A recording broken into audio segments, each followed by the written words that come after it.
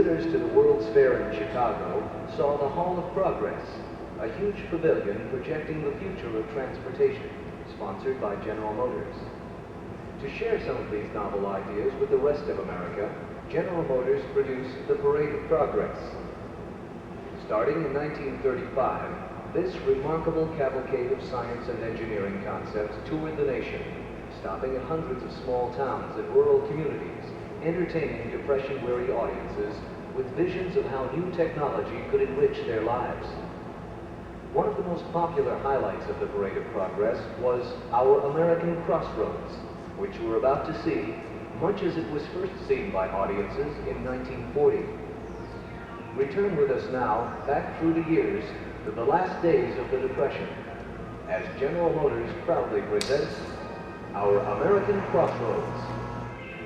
Yes, sir, I recollect when the 20th century checked in at Pleasant Corners. Looked mighty like the 19th century. Some folks said you couldn't naturally expect much new anymore. Even now, they don't seem to appreciate what's happening. Happened to thousands of Pleasant Corners all over this land of ours. I recollect just like it was yesterday. That morning, when an parcel of us boys, we was lazing on the front stoop of Adam Hill's store, passing through remarks. Maybe sizing up this new man, Teddy Roosevelt. Or maybe just wishing Springfield wasn't such a fair piece way. Went down the pike, Springfield way, we see this contraption coming. A genuine horseless carriage. And right off the boys, they start yelling, "Need a horse, mister?" and the like of that. Well, sir, it couldn't have happened more common. That buggy just sits down in its traces right in front of Jim Barnes' blacksmith shop. Wouldn't budge an inch. Jim, he comes running out, but he don't know beans about engines. Fellow driving knows less.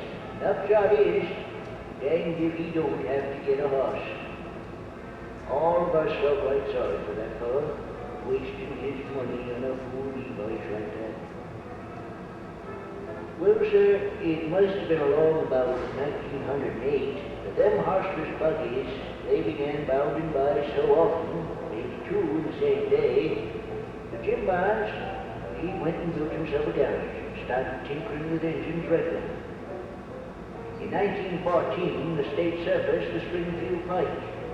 You'd be surprised after that how townsfolk started nosing out our way. The following year, they built a steel bridge and fixed up the Smithtown Road. Turned that some city fella didn't sell old Lon Keatley the idea of putting up some citified, what do you call them, bungalows on his land. All of us felt mighty sorry for old Lon. Leastways we did until townsfolk started buying the damn things. And old Lon built his new barn and all. How was we to know that city folks had that crazy notion of working one place and sleeping t'other? That meat market next to Hill's store, Adam put that up for his son, Pete. He figured Pete and young Betsy McPherson, she was old Doc McPherson's young'un, that maybe she and Pete could someday get married and make a nice living out of it. And I guess they would have too, excepting for Pete's enlisting and going right off to France. Well, that was the year we got a post office, and then that telegram saying poor Pete was killed in the war. As if that wasn't trouble enough for poor Betsy, old Doc McPherson, he caught the flu, real bad too. Betsy had to sell the old McPherson place to John Krug and his banker friends, and they put up one of them moving picture theaters. That summer they built another room on the school. That was the summer old Doc died. Poor Betsy just, well, it wasn't the same Betsy. After a bit, she up and married an art duck named Harris. We all felt sorry for her, especially when she got news about Pete only being a prisoner. But she went right ahead trying to make a go of the marriage. Even put up with a blood food down the pipe for a new husband. Seems like, though, he'd rather drive the county gravel truck when he would work at all. So she pitched in and run the lunchroom herself. She always was a funny one. That brought us to 1920. When you sized up 1920 against that sleepy crossroads of 1900, you'll realize that we've come a long way in Pleasant Corners, and all it took was that crazy one-lung buggy to bring it out. Of course, John, who was the first national, he said when the country got back to normalcy, you couldn't look for things changing near so fast. You know, I just sort of wish old John, he could have stayed around to see what happened. Things really started popping along about 25, that was. The rash of new houses in Keighley Heights, new school, and the county's first four-lane highway. When Pete Hill finally come back from the war, he wouldn't take that job at his father's emporium. So Adam Hill, he sold out. Pete Hill, they say he's doing right smart for himself, moved to the big town and started out in wholesale restaurant supplies. Worked it up to a string of his own restaurants. Hill's Milestone houses, he called them. In 1928, the state put in a concrete bridge across Mott Creek so the buses could run the swing people. That's the new bus station alongside of Jim Barnes' garage. Well, the Depression hit Pleasant Corners like any other place. Of course, we got a fancy new post office and a town hall. But the Depression was hard times for most of us.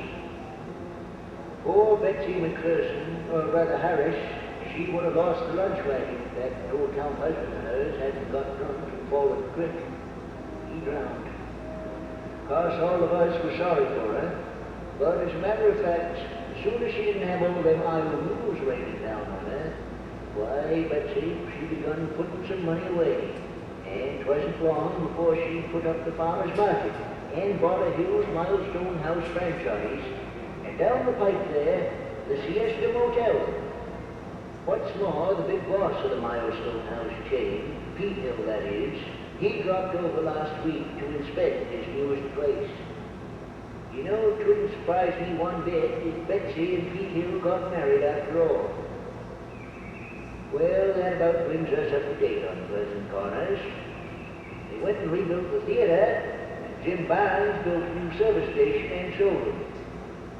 But you know, I still figure tomorrow is bound to be a lot better than today. It may not be man and motors, or man and airplanes, or man and atoms, but it will be man and something. Our country still has its ability to create and work and build.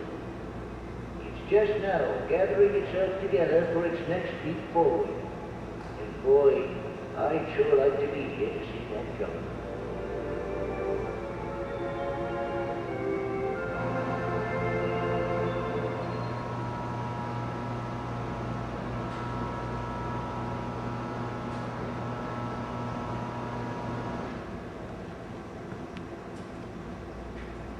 We're just gonna stay right here.